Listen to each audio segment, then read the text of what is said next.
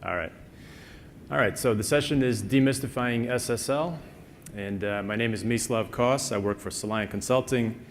I've been there for a little over 7 years, and prior to that, I was at IBM for 10 years. I live in Chicago. It's where I lived most of my life. I did spend a portion of my childhood growing up in Croatia. So SSL has to do with encryption, and when we're talking about encryption in FileMaker, we have to be aware of three appearances that encryption makes. The first is known as encryption at rest, and FileMaker calls this feature database encryption. If you're not using database encryption, you could open up your database file using a hex editor, and you would see the values and the data that's stored in your fields and records without having to log in, right? So if you need that sort of confidentiality, make sure to use database encryption. The other place where encryption is used is called encryption in use. Another name for this is field level encryption. And with FileMaker 16, we have a couple of new functions that we can use to implement this functionality, although be forewarned that it can be very tricky to implement correctly and conversely very easy to implement incorrectly. Without field level encryption, full access accounts, developer accounts, always have access to all data, right? So if there's confidentiality of the sort where you don't even want the developers to see certain data, then you can use field level encryption to ensure that. And the third place where encryption is used is referred to as encryption in transit. And this is where SSL comes into play. Without SSL, you can use a tool like Wireshark to monitor and record network traffic, and then later examine it, see what kind of data you can extract from it. So I just talked a little bit about why you might want to use SSL. Let's take a more formal look at it. Here, this first scenario, Alice is talking to Bob. She wants to send a message to Bob, and it's a secret message, but she needs to send it over a public network. So she sends the message, and Bob receives it, but so do other people that could be sniffing on the network and kind of looking at the traffic that's flowing there. So in this case, we have Eve who's eavesdropping, and our goal here is to prevent eavesdropping, and the security principle is known as confidentiality. Now let's see another scenario. Here Alice has a message to send to Bob again, but this time Eve intercepts the message and she modifies it and sends a different message to Bob, right? So here we're trying to prevent tampering, and the principle is known as integrity. And the third reason, Alice wants to talk to Bob, so the first thing she does is she broadcasts to the network saying, hey, I'm looking for Bob, I want to talk to Bob. And Eve replies back and says, I'm Bob. And she blocks Bob's reply from reaching Alice. And this is possible to do on a network. And so the goal here is to prevent impersonation, right? Alice doesn't have any good way of knowing what that server is that she's trying to reach. Is it really the one that she thinks it is? And so the principle here is known as authenticity. So in all of these three different scenarios, these are variations of an attack that's known as man in the middle. So we have three goals. We want to prevent eavesdropping, tampering, and impersonation. And we have three security principles: confidentiality, integrity, and authenticity. And next we'll look at how these are accomplished, and we'll begin by looking at how we prevent eavesdropping and achieve confidentiality, and this is done using encryption.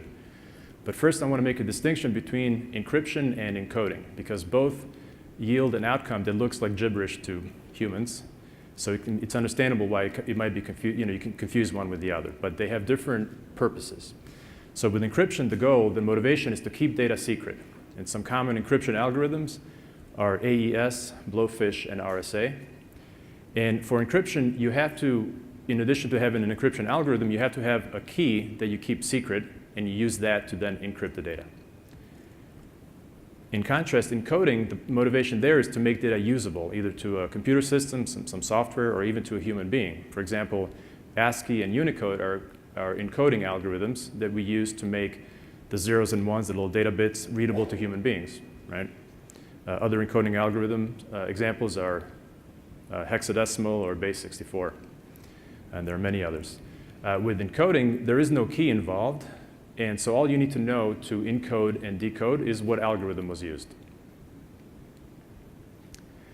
Back to encryption, there's two broad classes of encryption methods. The first is called symmetric encryption, and here we have one key that's used to both encrypt and decrypt data. And then the other is called asymmetric, and here we have two keys. They come as a pair, so there's sort of a linkage between the two. One of them is a public key, and we make this available to anyone who asks for it. And the other one is a private key, and we guard that one with our life. You use one key to encrypt and the other key to decrypt. And if you've ever heard the term public key cryptography, it's referring to asymmetric encryption. So let's take a look at how symmetric encryption might be used on a network to secure data. Alice wants to send a message to Bob, so she encrypts it using a secret key and sends the encrypted data over the network. And then Bob decrypts it using that same secret key, and now he's able to read the message. And note that it's the same secret key, and you may be wondering, well, how did they share that key over the network and keep it secure? You know, if it's an unsecure connection, how do you share the key so that you can get to a secure connection? And this is known as the key distribution problem, and it's something that was solved in the 70s using asymmetric encryption. So let's see how that works. Here Alice has a message she wants to send again, and she wants to send it to Bob, and Bob has a pair of keys, a public and a private key. So Alice gets a copy of Bob's public key. She uses the public key to encrypt the message, sends the encrypted message over, and then Bob decrypts it with the private key and reads the message. He's the only one who can do that because he's the only one who has access to his private key. But there's a problem with this, and that is that asymmetric encryption is on the order of 1,000 times slower than symmetric encryption. And so for that reason, it's used only at the beginning of a secure connection during what's known as the handshake to send not the message that you're eventually going to be sending, but instead what you send is information that then both Alice and Bob use to create the same secret key. And then after that, they switch over to symmetric encryption. All right, we've taken a quick look at how confidentiality is achieved. Let's see next how we prevent data tampering and achieve integrity. And this is done using what are known as message authentication codes, or MACs for short. So here, Bob and Alice have already established a shared secret key. And now Bob is going to send a message, and he applies a MAC algorithm and uses the secret key to create the MAC, which is a kind of digest, a small sort of summary, not a summary, but it's a kind of representation of the message. So now the MAC has been created, and if you've ever heard the term HMAC, it's simply a type of MAC that's created using a hashing algorithm. All right, so Bob has the message and the MAC, and he sends both of those over to Alice. And now Alice creates her own MAC using the same algorithm and the same secret key, and then she compares the two. If they're the same, then the MAC has been validated, and she knows that the message hasn't been tampered with. Let's look next at how we achieve authenticity. And recall, in this case, Alice wants to talk to Bob, and then Eve says, hey, I'm Bob, here's my public key, right? So that's what we want to prevent. We want to prevent impersonation. And this is done and achieved with an SSL certificate that has been signed by a certificate authority. So what is an SSL certificate? What goes inside these things? What does it mean to digitally sign something? And what are these certificate authorities? That's what we'll talk about next. And we'll start with SSL certificates, specifically looking at what is inside of these things. All right? So the first item is a public key. If you've ever wondered what these look like, here's an example of one. This is a hexadecimal format. Here it is in decimal. This particular example has 618 digits, so it's clearly a massive number. So the public key is one item that's in the certificate. Another one is what's known as the common name. This is the server address that we'll eventually be using. And then there's organization information. This would be the name of the organization and address, like the city and the state. I have an asterisk here because this information is not always included with all types of certificates, and I'll explain a little bit that a little bit more later on. The common name and the organization info together, that's referred to as the subject of the certificate. The fourth item is the expiration date. So these things don't last forever. They're typically 1, 2, or 3 years. But it could be shorter than that. It could be longer than that. And then the last thing is who is it who issued or signed the certificate? And this would be the certificate authority, or the CA. I may refer to it as that for short. So we're using the term certificate, right? So that implies that something is being certified here. So what is being certified? And it's simply this. This public key is owned by this subject, the subject being the common name and the organization, right? Or put in another way, whoever owns and controls the domain, in this case SoliantConsulting.com, is also the rightful owner of that public key. So that's what's being certified. So I talked about certificates being signed digitally, right? And so how do digital signatures work? Well, they make use of hashing functions. So let's do a quick primer on hashing functions. The way those work is if you have some data, some could be text or binary or whatever. Here we have a message. You apply a hashing function and you get back what's known as a digest. And if you change even a single bit, here we change one letter, you get back a completely different digest. And these are always the same length. So let's see how hashing functions are used to create digital signatures. Here we have the certificate authority, and they have a pair of keys, a public and a private key. And let's say you come along to them and you would like a certificate from them, and you tell them, I like the certificate to be for this DNS name, this is my public key that I want to use, all that stuff, right? So all that stuff is put together in essentially like a text file. So think of that as that's our message that we're going to now apply a hashing algorithm to and arrive at a digest. And then the CA uses their private key to encrypt the digest. And that is the signature. And they're the only ones who can create that signature because they're the only ones who have the private key. So now they combine the certificate information and the signature into a new, again, think of it just as a text file, and that is our signed SSL certificate. So how does this thing get used now? Let's say this is used on some server, and Alice comes along and wants to communicate with the server. She's going to get a copy of that certificate from the server, and she will extract from it first that information that's in it, and then she will run the same hashing algorithm and get her own digest. Then she extracts the signature, the encrypted digest, and she gets a copy of the certificate authority's public key, and she decrypts the signature, and then she compares her digest with the one that she just decrypted. And if they're the same, the signature has been validated, and she can feel assured that the certificate was signed by the certificate authority, or I guess more technically correct, by someone in possession of the private key, which hopefully is only them. And she can tell that the certificate hasn't been tampered with since the time that it's been signed. Now, when you look at a certificate in a certificate viewer, you'll see something that looks kind of like this. It's a kind of hierarchy. And the thing that's at the top there, that's known as the root certificate, which represents the public key of the certificate authority. And each certificate authority has one or more of these root certificates. And these are used to sign SSL certificates. And that's what we see at the bottom. That's the signed custom certificate. But in practice, the root certificate typically doesn't sign the custom one directly. And instead, there is usually one or more intermediate certificates. And the reason why, and that's what we see in the middle there, and the reason why intermediates are used is to kind of create another level of abstraction, and so to keep it keeps the root certificate safer, because they sort of create, I don't know, let's say a dozen of these intermediate certificates, and then they put the root in a vault somewhere offline, and it's sort of inaccessible, right? So it's done to keep it safe, and this way it also makes it possible to have resellers, because I could be the certificate authority, and I create an intermediate, and then you can now resell certificates that are eventually tied back to my root certificate. And so this whole thing is known as the chain of trust. And the way it works is you trust the root, you see that the root signed the intermediate, and you see that the intermediate signed the custom certificate, and therefore you trust the custom certificate, right? But it all starts with us trusting the root certificate. And so why do we trust root certificates? Well, it's not really you who's deciding it. It's your software client that decides. And this is done by the trusted, there's a list of trusted root certificates that your software client will trust. And those root certificates are stored somewhere client-side, either within the software or in the operating system, in what's known as the root certificate store. And so how do we decide which ones to trust? Well, the biggest influence for software vendors tends to be web browser manufacturers or vendors, right? So I don't know if this is how it went, but quite possibly FileMaker asked the question, well, which certificate authorities are trusted by Google and Apple and other browser vendors? And if they trust them, then it's reasonable for us to trust them too. So I don't know that that's how it worked, but I know that the biggest influence tends to be web browser manufacturers.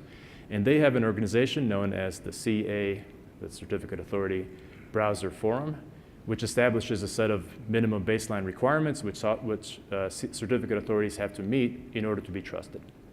But the list of trusted CAs does vary for example, a couple months ago, I came across an article in Ars Technica that talked about how Google Chrome was in the process of nullifying and removing Symantec-owned root certificates from their list of trusted certificates because they found that Symantec wasn't in compliance with these baseline requirements. So it does shift around. So I explained what the root certificate store is. That's where we store the trusted roots. Let's see what this looks like for FileMaker Pro.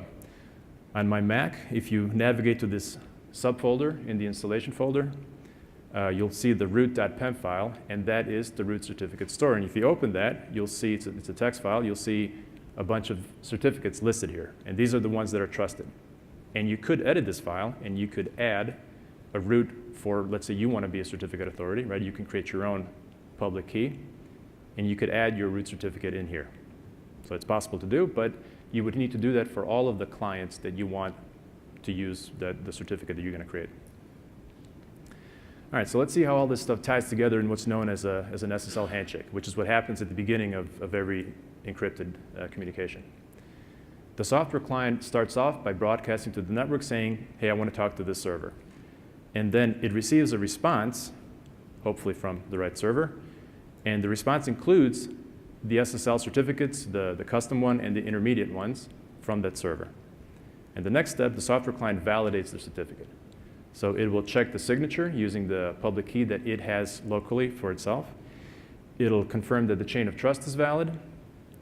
It'll check if the certificate has expired, and it'll also check if it's been revoked. And you may want to revoke your certificate, for example, if you suspect that your private key is no longer private. Maybe you suspect that your server got hacked. Right? So the client validates the certificate, and then once it's satisfied that it's valid, it will send information to create a shared secret key so that both the client and the server can create a shared secret key to the server. And that information is sent to the server by encrypting it using the server's public key. And then the server can read it because it has the private key to decrypt it. And once this is done, then they switch over to symmetric encryption. OK, so we've looked at how we achieve confidentiality, integrity, and authenticity. And next, let's take another look at certificates, in particular, different ways of categorizing and classifying certificates. And one way in which we can do this is by looking at what validation method was used. So the simplest one of these is known as domain validation, or DV certificates. And in this case, the certificate authority is going to confirm that the domain is controlled by you. Right? So if I come along and I want to put up a server, mislav.google.com, right? I want to create an illusion that I'm somehow affiliated with that organization. This is what's going to prevent me from doing that because I don't control google.com. I don't control that domain. So DV certificates, that's sort of the simplest level of validation. The next level is organization validation, or OV. The same stuff happens as with DV certificates, but in addition, the certificate authority will confirm the existence of the organization, make sure it's not a fictitious organization, and same with the address, the city and the state. And because here they've validated the organization name and location, now they get to include that information in the certificate. Right? With DV certificates, that information will not be in. So remember before I was talking about what is in a certificate, and I had an asterisk next to organization info? It's because with DV certificates, it gets stripped out. It doesn't get included because you're not paying them to validate that information. But with OV certificates, it's included. And same with extended validation, EV certificates, it gets included with those as well. So with EV certificates, same validation as with OV. But in addition, you have to provide some extra documentation to the certificate authority, and it's a more stringent and rigorous process of validating. And as far as the users that would be going to a server that's using an EV certificate, what difference does it make? Well, the encryption is going to be the same, so the functionality is the same.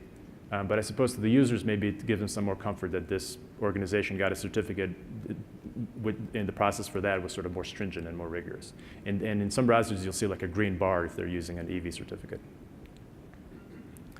All right, a different way of classifying and categorizing certificates, simplest one of these is called a single domain. And in this case, one and only one fully qualified domain name is what the certificate is good for, right? So here we have an example. The FM portion of this is the subdomain. Example is the domain, and .com, that's the top level domain. The whole thing together is what we refer to as a fully qualified domain name, or FQDN. You may see people refer to it as a DNS name or a host name, but the FQDN is a sort of completely unambiguous thing, so that's what that means. So we could have a single domain certificate, or we could have a multi-domain certificate. There's two varieties of this.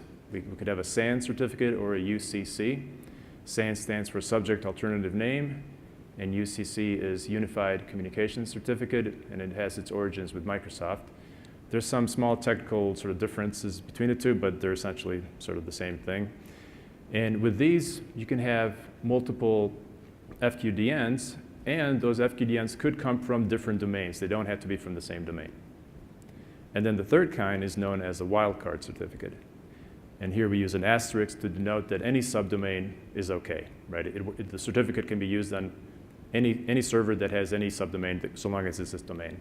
But note, for this, it won't work if you have a second level subdomain. So here, ABC is a subdomain of FM, which is a subdomain for example.com. And that certificate won't work for that kind of a URL. All right, so next let's look at the process and the steps of getting and installing an SSL certificate for FileMaker Server and for FileMaker Cloud. Step one will be to obtain an FQDN that you'd like to use, provided that you don't already have one of these. If you're doing this for FileMaker Server, you'll also want to make sure that the DNS servers are set up correctly so that they're pointing to the right IP address. And if you have external and internal users, you may have an internal DNS server, so then you might need to, you want to check it from both places, internally and externally, because it might be that your external DNS server is set up, but your internal one isn't. So you may as well get that figured out now before you do all the other steps. And then you'll want to get your users to switch to accessing the file using the FQDN instead of accessing it using an IP address or just a host name. Because if they continue to access it using an IP address or a host name after you've set up SSL, even though SSL is in place and enabled, it won't be working for them. They have to access the server using the FQDN because that's what's going to be in the certificate that we're about to create. If you're doing this for FileMaker Cloud, then for now, all you'll do is just get the FQDN set up. You won't have your users switch over to using it, and I'll explain why a little bit later on. The second step will be to create what's known as a certificate signing request, or a CSR. And when you create a CSR, that same step creates the CSR, and it creates a private key. So let's see how this is done. With FileMaker Server, you can use a command line, but you can also do it in the admin console, and that's a little bit easier. So you can just click this button, create request, and you get this window, and you're going to be asked to specify the common name, right? That's the domain name. If you're using a wildcard, you'll want to specify it with an asterisk. You're also asked to specify organization information. In fact, you're required to specify the company name. I'm a little confused why that's required, because if you're using a domain-validated certificate, it's going to get stripped out anyways. But you're required to put it in, so you can do that. And then you're also asked to specify a password. Now, this step is going to create a CSR, right? That's the signing request, and a private key. And so the password is used to encrypt the private key. And the reason why this is done is because suppose that somebody hacks your server and they get a copy of your private key, well, now what they'll get is your encrypted private key, and so they still can't use it. They need to know this password so they can decrypt it, and then they will be able to use your private key. So it's a second level of security. For FileMaker Cloud, there is no built-in tool in their admin console. So you could use an online CSR generator, but don't do that because they'll create your private key and then they'll know what that is, so it's not really secure. So instead, use OpenSSL, which is a cryptography library that's freely available. In fact, it comes pre-installed on Macs, and it's easy enough to do and install on Windows. Here's the command. Don't bother parsing it and reading it now. It's here as a reference to you. You can get a copy of these slides if you ever need to do this. But this is the command that you would use. I got some other little points here. So you would do this in a command line. So when you create the CSR and the private key also gets created, let's see what those look like. Here we have the CSR, and this is encoded text, right? It's simply a text file, so you can open it up and see what's in there. Well, it's not going to be very intelligible, at least in this format. But that's what it looks like. And then here's what a server key looks like. That's the private key that got created. And this here is encrypted because we provided that password in the earlier step. So the CSR, you can, if you have that open in the text editor, you can just copy that text, put it in your clipboard, and find an online reader or decoder of CSRs, paste that in there, submit it, and you can see what is contained in these things. And what you'll see is that there's a public key there. And then above, we have the subject, right? We have the common name, and we also have the organization information, if it was provided. But again, if you did provide it, but you're getting a domain-validated certificate, it's going to get stripped out. So remember before we were talking about what goes in a certificate? We can see we're starting to build it out now, right? We have the public key, we have the domain name, and the organization info. So the next step is pay the man. You gotta pick your certificate authority and pay the money. I got a couple links listed here for the different versions that you might be doing this for. These are help pages. So let's see what this looks like. So how do you pick a certificate authority? Well, first, just to give you a sense of how many different ones there are, this isn't a comprehensive list, but the point is there's many of them. I'll highlight one of them here, Let's Encrypt. They're a nonprofit organization, and their goal is to promote proper use of SSL and security on the internet, and they issue out free SSL certificates. But I don't think that their root is trusted by FileMaker at the moment. I did see a blog post recently that did get it to work. I would be a bit leery of using it in production, but maybe it does work. But hopefully in the future, it will be a fully supported certificate authority by FileMaker. So which ones of these can we work with? It's these 5 here. But each of these will have different kinds of certificates that they sell. And not all of those will necessarily be supported. So let me show you what I mean by that, using Symantec as an example. Symantec sells these 5 certificates, but only this one here is on the list of certificates that has been tested by FileMaker to work. So specifically, which ones have been tested? It's this list right here. And I'll make a couple points about this chart here. I have tested in italics because up until a couple months ago, it used to say that this was the supported list of certificates. And to me, that's a kind of a critical distinction, and I'm glad they made the switch, because before, if you were using a certificate that wasn't on this list, and you had some issue unrelated to SSL, and you called FileMaker support, they could conceivably say, look, I'm sorry, but you're not using a supported environment, so we can't help you. But they can't say that anymore now. And in fact, when I asked them about this, they said that other certificates that aren't on this list may very well work, so long as the root certificate is a trusted root certificate, right? A couple other things we can glean from this chart. Prices vary considerably, right? Why does Symantec get to charge twice as much as Komodo? To me, it seems like a sort of a commodity thing here, right? The functionality is the same from one to the other. And in fact, if you look at their market share, it is declining, so maybe that's why. But prices do vary considerably. Unsurprisingly, single domain is the cheapest, and then SAN, and then wildcard is the most expensive. Not all variations are available from all certificate authorities. Here's what I mean by that. We can see that GoDaddy and Thought plays in the DV space, right? And Komodo is in the single domain. And if you see a footnote, make sure to pay attention to it. Like with Thought, for example, it says when you're getting that certificate, you want to get it signed under a SHA-1 root. So you don't need to know what that means, but when you're getting the certificate, you just want to pay attention to that and make sure you're selecting the right options. And the pricing that I'm showing here is list prices that I got, I think, 2 months ago. But dramatically cheaper pricing is available if you look for it. This site is one place where you can see this, gogetssl.com. Much cheaper prices through that. And it works the same way. And this list here that I'm showing is for FileMaker Server. For FileMaker Cloud, the only, I guess, officially supported certificate is from Komodo.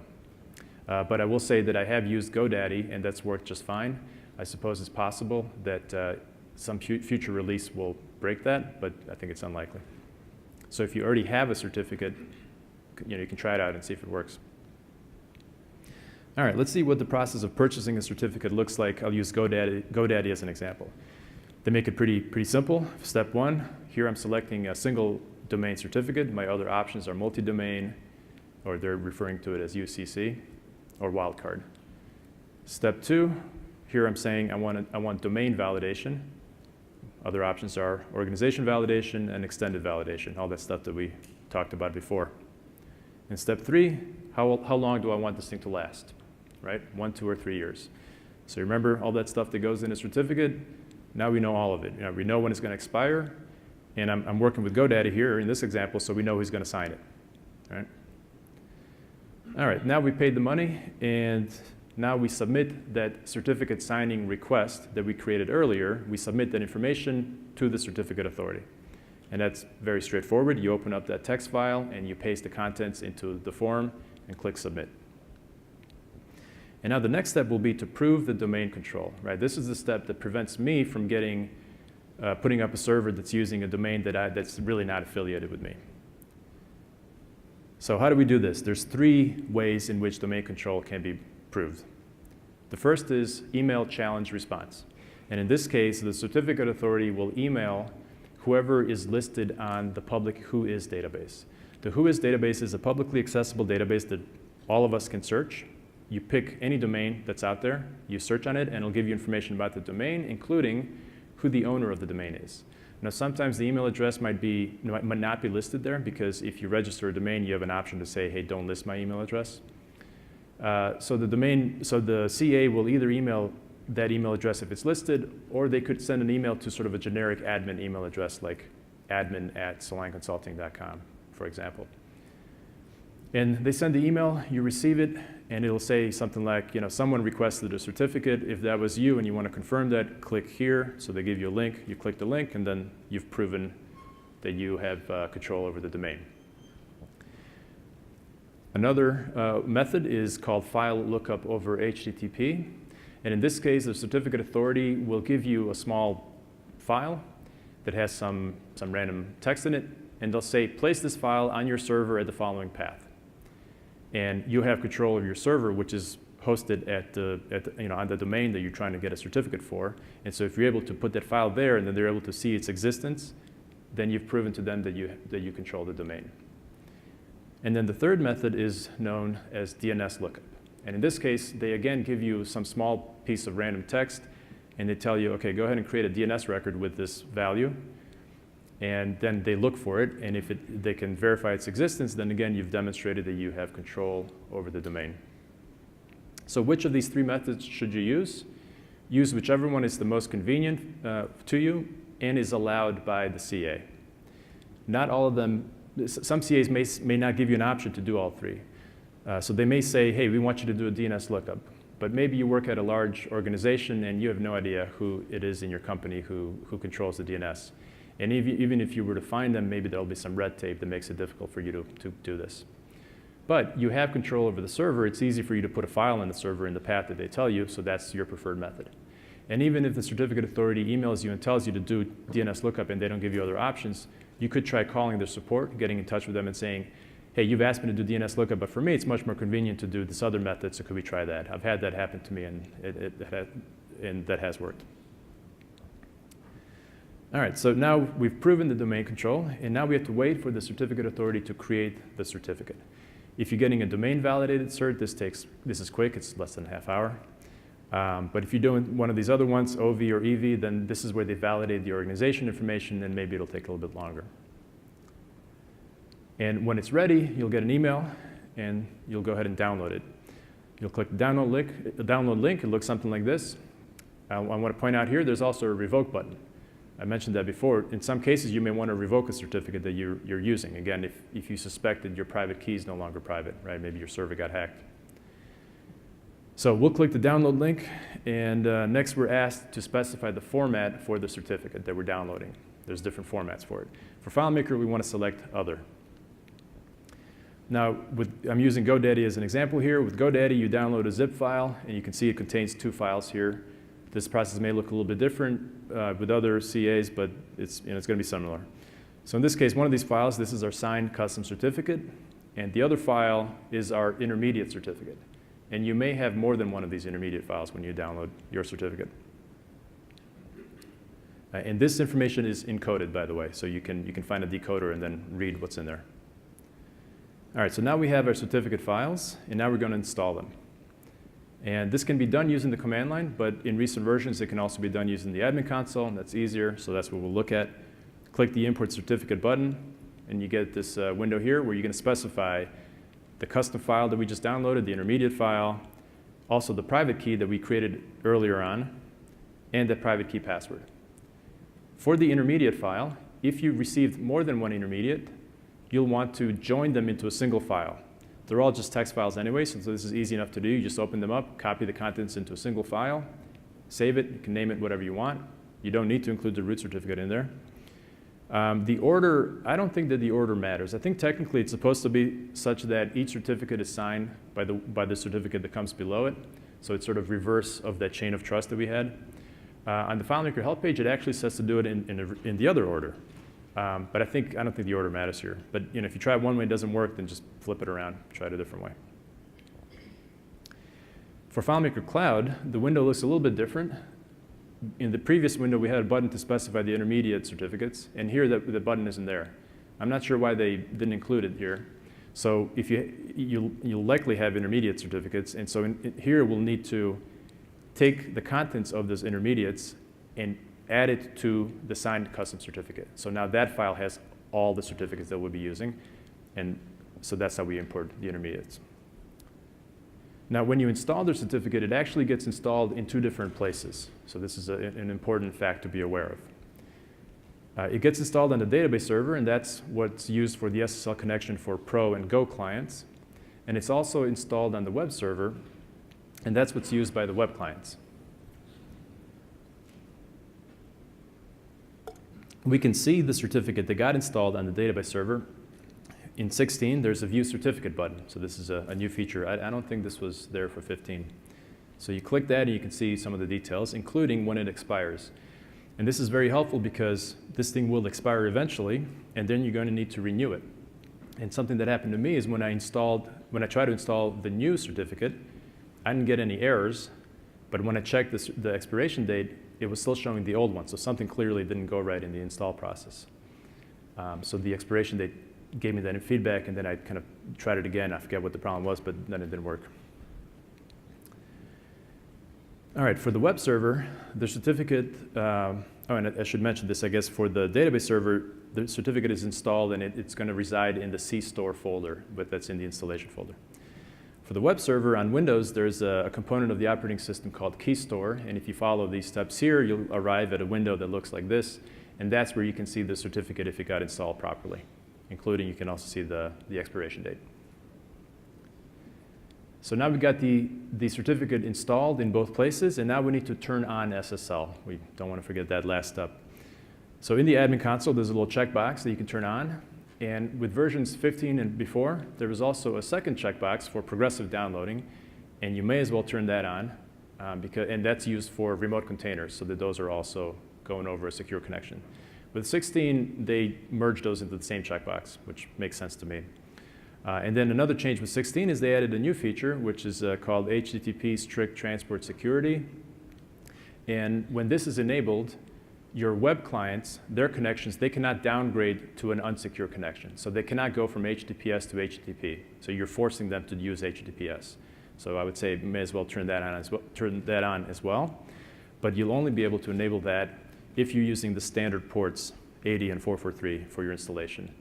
When you install FileMaker Server, it asks what ports you want to use. So you may have changed those. And if you did change those ports, then this won't be an option for you. After you turn all this on, you'll need to restart the FileMaker Server service, or you could just reboot the server. And for FileMaker Cloud, you don't need to restart it yourself because it'll happen automatically for you. And I should point out that now that we have SSL on, there is some additional overhead. The help page says 5 to 15%, which actually sounds like a significant, not nothing. But I will say anecdotally that I've never noticed a connection feel slower after I've turned on SSL. All right, let's look at some alternate scenarios here. What if you have multiple servers? You could be in the situation if you have a 2-machine deployment where you have a worker machine that's running the web publishing engine. You could have a standby server, right? Again, 2 servers.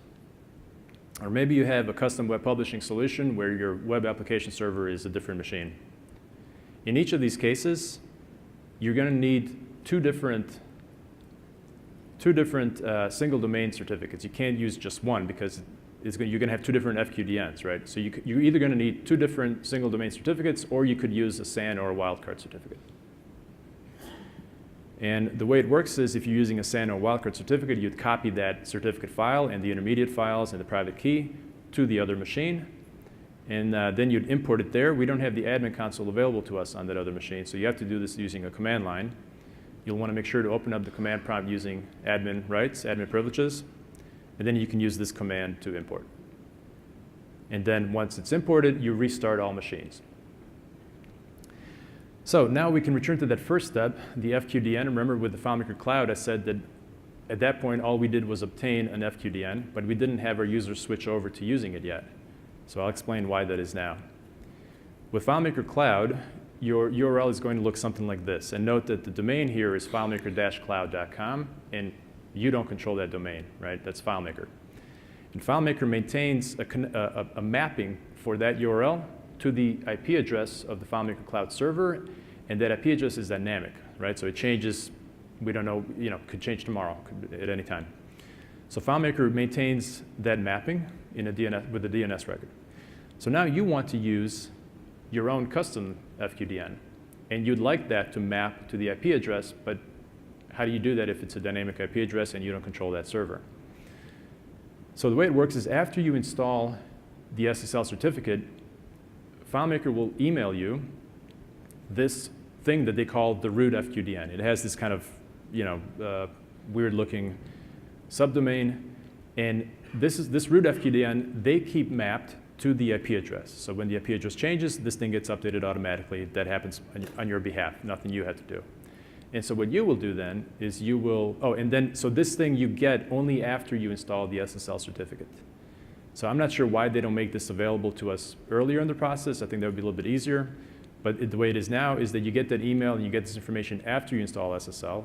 And so only then are you ready to establish this mapping between your new URL to the root FQDN. And you do that by creating a CNAME DNS record. And once you create that record, now the URL will route you to the correct place. Now, prior to 2 weeks ago, after your 3-month trial expired, you had to switch over to your custom URL. But as of 2 weeks ago, there was a new release of Cloud, and now they're allowing you to keep your initial domain name, or the initial URL with the FileMaker-cloud.com domain. And this is certainly an easier thing to renew, right? You can just buy the certificate for this thing, and it'll be a lot easier. So if you don't care, if it's not important to you to use your own custom domain, I would say just do that. Just stay with the one that you have. It'll be easier to do. Okay, so now everything is set up and it should be working, so we want to test and confirm that it is working. Remember, it's installed in 2 different places, the database server and the web server. So when we're testing, we want to check and test both places. So first, testing the database server. As soon as you try to log into a file, if everything's working properly, you'll see a green padlock icon in the upper right. And when you log in, you'll see that same green padlock in the window of the file in the upper right. In prior versions, that green padlock was in the lower left corner, so they changed the location of it. And with 16, you can click on that padlock and you can view the certificate. And that's a nice feature to have, so you can see what the certificate information is, including when it expires. If SSL is not turned on, maybe you forgot to do that step, when you go in the Launch Center and you click on the host on the left side, so you can see what databases are listed, you'll get this warning, and it'll let you know that the connection is not encrypted. So you can say connect to override, and then you'll get to the login window when you select your file, and you'll see a red padlock, if SSL is disabled, and that same red padlock will be there after you log in, so it's very visible that there's something that FileMaker is telling you that there's some sort of security problem. If you didn't use a custom SSL certificate, and instead you're using the one that comes with the installation of FileMaker Server, and you turn on SSL, FileMaker will still complain. It'll still, when the Launch Center, when you select your host, it'll still warn you with that same message. And then in the login window and in the file window, it'll have an orange padlock. And prior to 16, it was gray, so yeah, they gave it some color. All right, so that was testing the database server. For the web server, it's even easier to test. You just simply open a web browser and point it to the FQDN, and if you get a green padlock, you're good. We do also have some get functions that we can use to programmatically check the connection to see if SSL is working correctly. The get connection state, if it returns 3, that's the equivalent of a green padlock and everything is working properly. And get connection attribute is the other one, and that'll give you some more information. All right, so these are all the steps. And I have some help pages linked to here, for depending on what version you're going to. But don't forget, this thing will expire eventually, so you'll want to, I recommend just set a calendar reminder for yourself that you'll need to renew it, right? And also a heads up, with GoDaddy anyways, by default, they will just automatically charge your credit card, 4 months prior to the renewal. I guess it's their way of forcing your hand to stay with them. I suppose you could complain with them. And you can also turn that automatic renewal off, but you got to go look for it somewhere in your account profile. So how do we renew the certificate? Well, essentially, you got to go through all the steps again. You may be wondering, well, do I need to create a new CSR if nothing about the server has changed? And you don't have to. You could keep the existing one. But the best practice is to create a new one, because that will also create a new private key. And who knows, maybe over the course of a year, your private key, someone got a hold of it, you didn't even realize it. So best practice is to create a new CSR and a new private key. If you're staying with the same certificate authority, they may skip the domain verification. It's possible that they might do that. And then when you install it, you want to check the expiration date in both places where it gets installed to confirm that the installation happened successfully. Remember what I was telling you before, one of the times that I did this, it didn't work, but I didn't get any errors. So testing it is important. Prior to 16, we couldn't view the certificate in the database server. Now we can do that in the admin console, but before you couldn't. So if you can't view the certificate, how can you check it? How can you check the expiration date? Well, you can do that using OpenSSL, and here's the command that you can use to see what the expiration date is. All right, what if you need to make a change to a certificate that you're using already? You may need to do this in a couple different scenarios. One, your private key may be compromised. Or maybe you're changing hosting providers, and it's conceivable that your old hosting providers had access to your machine and therefore your private key, so you don't want that to be the case anymore. Or maybe you're upgrading from 14 or before, and in those versions, the private key wasn't a requirement for that to be password protected, right? But now it is, so you're going to have to add a password to it. Or maybe some part of the certificate needs to change, like you change your organization name or the FQDN. If any of these things is true, then you're going to need to create a new CSR and then repeat all the other steps, right? So you basically got to go through this again. And creating a new CSR creates a new private key, and the term for that is rekeying a certificate. And just heads up, if you embark down this path, at some point you signal to your certificate authority that you want a new certificate, and so they're going to revoke your old one. So don't just start down this path and then not complete it. Follow it through to completion. Because if you stop halfway, then you might get yourself in a situation where your old certificate's not working either now. All right, no surprise here. Vulnerabilities are uncovered all the time, so it's important to patch SSL. This is done for the database server by applying FileMaker Server updates. And for the web server, this is done by applying operating system security updates. So you want to make sure to stay on top of that. But do read the release notes for those updates. So for example, when 13.0v9 was released, that was done to address the Heartbleed exploit. But the fix required that both the server and the clients were patched at the same time. So if all you did was you patched the server, then Pro and Go weren't able to connect to the server. So you had to patch them at the same time, and this required more, greater level of coordination to get everything up at the same time. So check the release notes to see if a future update has this kind of a requirement.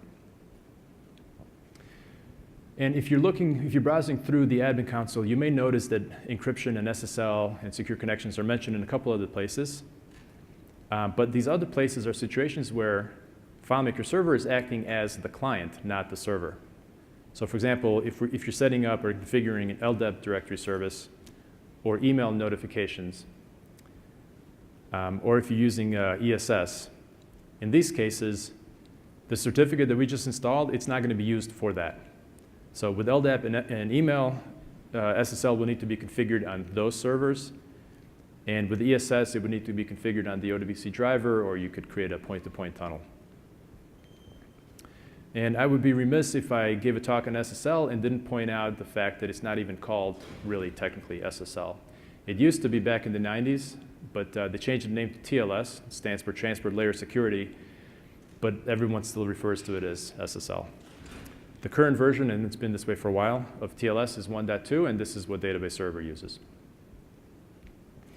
All right, so let's see how all this comes together in this review question. Why should the standard FileMaker Server Certificate not be used in production? Well, for one, your server's FQDN is not included in that certificate. And that certificate isn't signed by a trusted CA. So remember this table from before? We don't have authenticity, right? We could be talking to Eve instead of Bob. We don't know who we're talking to, right? It makes us vulnerable to a man-in-the-middle attack. And because that's true, you know, our connection may be encrypted, but if we're talking to Eve instead of Bob, we also don't have confidentiality or integrity either, right? So we don't have any of this. And what's more, every FileMaker Server installation uses that same standard certificate, which means we all have access to the same private key, right? We all have it. Here it is in the installation folder, in the CStore folder, server.pem file. If you opened it up, there's the private key, right? So if you knew how to use one of these, you could just take that and then start decrypting data that's flowing back and forth between a server and a client. And another reason, if your server is public-facing, then everyone knows you're using FileMaker Server. So I'll explain what I mean here. If you look at the details of that standard default certificate, in the details, you scroll down, you'll get to the signature. That's that encrypted digest. And by the way, the signature is the same for versions 14, 15, and 16, which means it's been the same standard certificate for a while now. If you copy that certificate and you search for it on this search engine, which is used by cryptography researchers, it scans the entire internet daily, so it updates this frequently. When I did a search for this a couple of weeks back, I came back with over 6,000 results, which means there's that many servers out there that at that point in time were using the standard SSL certificates. So if you're a malevolent hacker, you could just kind of go down this list and see what you can exploit, right? All right, so we're at the end of the session here, and got a couple of references listed here. The help pages have gotten a lot better, so I'm just listing a single one here. And from that page, you can get to other pages that are linked within there. And I talked a lot about encryption, but I didn't really talk about how that particular process works, right? How do you get from plain text to ciphertext? How does the encryption happen? And the math that's involved with that is actually not that complicated. Khan Academy has a great video series that explains it. So if you're interested in that, check it out. It's pretty good. All right, the session will likely have some updates. I'll probably tweak the slides a little bit, so check out the link here if you want to get a copy of the slides. And thanks for attending. Do fill out the session evaluations. And also, I'd like to say thanks to my colleagues, Brian Engert and Wim DeCord and Mark Baum for helping me prepare for the presentation. So thanks, and if you have questions, I think there's a microphone here.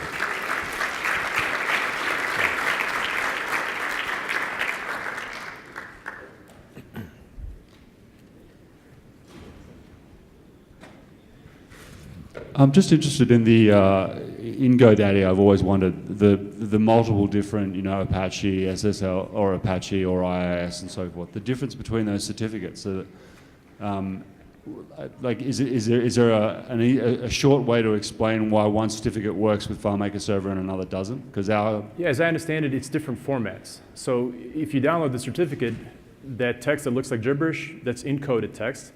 And it's encoded one way or another way, depending on what server you're going to be using it for. Okay. Yeah. And is there any plan? Because when FileMaker Server was first released, there was, you know, support for wildcard, or it's on 15. There was support for wildcards, but the GoDaddy wildcard doesn't work. Do you know any? I'm not aware. Yeah, I'm not sure.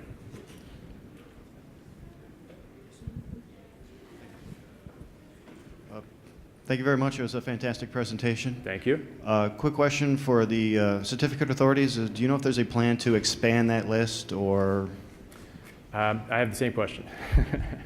So I'm not sure. I know, you know, you can look at the root certificate store and go one by one of those to see which certificate authority those represent, right? And then in theory, you know, if it's representing some certificate authority that wasn't on that list, it should work so long as you import the appropriate intermediate certificates.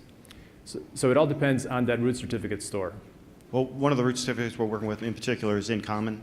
In common. And that one used to be on that list. Exactly. And it was recognized, and it's, exactly. Right. And now it's no longer recognized. Yeah, you know, I did notice that was removed, but I didn't have any clients that used that, so I just sort of noticed it and then moved on. Okay, who do I need to kill to get that back? I'll get you the name later. Yeah, I mean, I would. So if you already have a certificate from InCommon, you can certainly try it, and if it works, great. Yeah. Unfortunately, since the upgrade to 16, it doesn't work. It I mean, doesn't work. it's Oh, still well, it's it's still interesting to know. functional. It just has that warning that we normally have with SSL. Yeah. So then you don't have the authentication essentially, right? Oh, that's a shame. Yeah. All right, thank you. Yeah, you bet. Mine is very quick. How much lead time do you usually leave when you need to renew a certificate? Yeah, good question. So it looks like a simple process, right? It's not that many steps. They're fairly straightforward when they're sort of outlined like this. But things always seem to go wrong. You know, there's always some kind of hurdle that you have to jump over.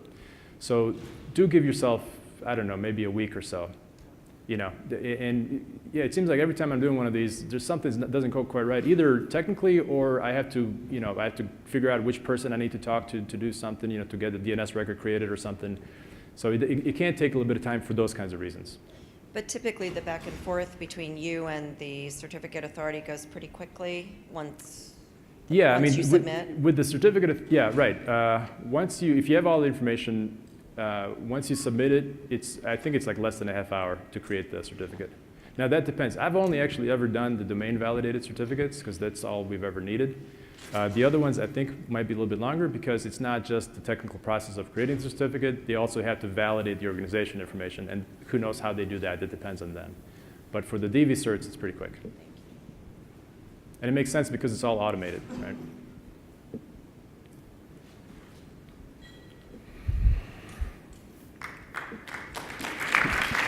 Thank you.